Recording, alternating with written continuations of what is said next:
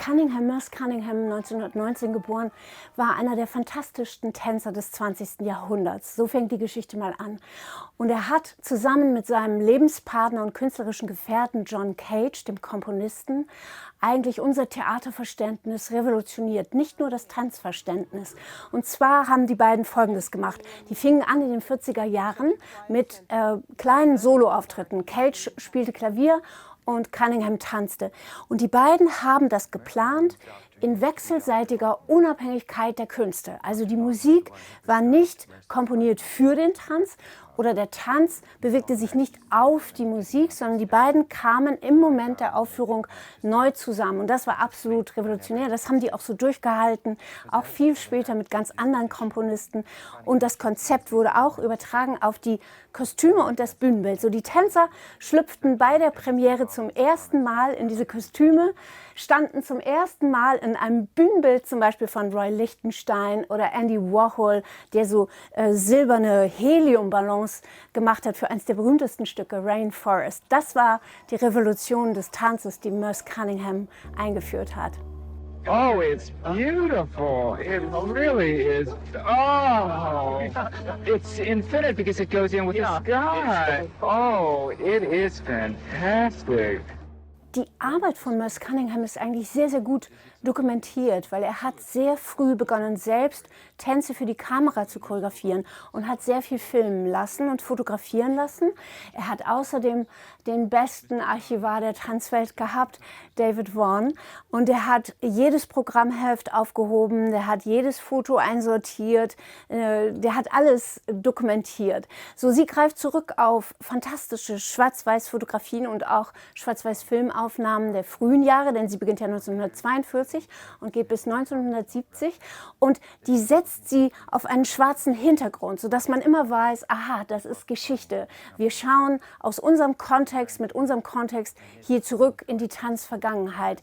Und dann hat sie, und das finde ich wirklich fantastisch, denn dieser Film ist 3D, sie hat Tanzsequenzen aus einigen der schönsten Stücke von Merce Cunningham neu aufnehmen lassen, also hat sie neu gefilmt mit 3D.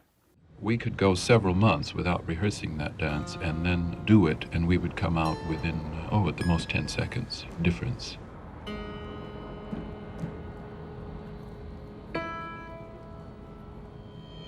Merce's way of working with a stopwatch, which so shocked the modern dance world, led to the company's reputation of being cold, inhuman, impassive, expressionless automatons. What struck me, how difficult it was for Merce Cunningham to become Merce Cunningham. We don't interpret something, we present something, we do something, and then any kind of interpretation is left up to anybody looking at it in the audience. He had nothing. He had no support, no money, no audience, no press, nothing for a very long time. All he had was his friends. They happened to be quite amazing people.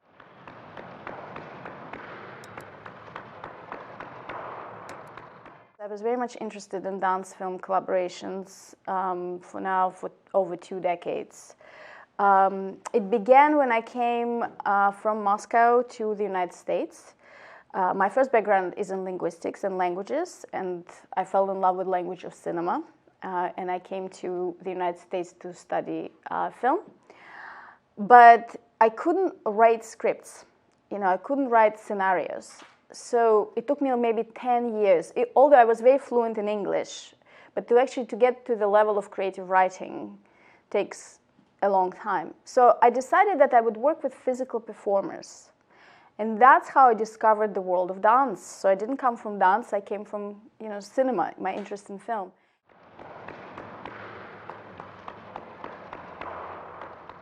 Also seit Wim Wenders diesen fantastischen 3D-Film gedreht hat über das Werk von Pina Bausch, wissen wir, dass das für ein Kinopublikum mit das Spannendste und Faszinierendste ist, was man machen kann im Tanz. Denn man hat das Gefühl, man steht unmittelbar vor den Tänzern. Man hat sogar manchmal das Gefühl, man steht zwischen den Tänzern. Und manchmal möchte man nach dem Handtuch greifen und sich den Schweiß abtupfen, weil natürlich die Schweißtropfen der Tänzer einem auch so entgegenfliegen. Also es ist ein fantastisches Medium. Medium, um zu übertragen, cinematografisch, was Bewegung eigentlich ist.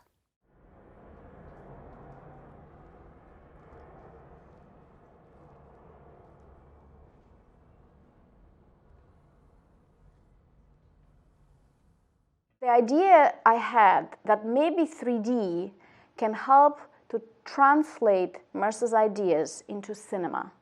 So that was the intention. So it all came from the work rather from the person. I knew that Merce Cunningham was an iconic American choreographer, but I did know nothing about him as a human being and the journey he went through to get there. That sort of began the film. The other thing, what motivation was, I was looking at those 14 dancers who were, many of whom were at the very height of their physical ability. And that was the last time they were dancing these works. They're the last generation of Cunningham dancers brought up by Merce himself. And I felt incredibly sad that they would not be able to dance this anymore. They have so much in their bodies. So that was another big motivation for me, to try to make a film to bring their legacy forward as much as Merce's.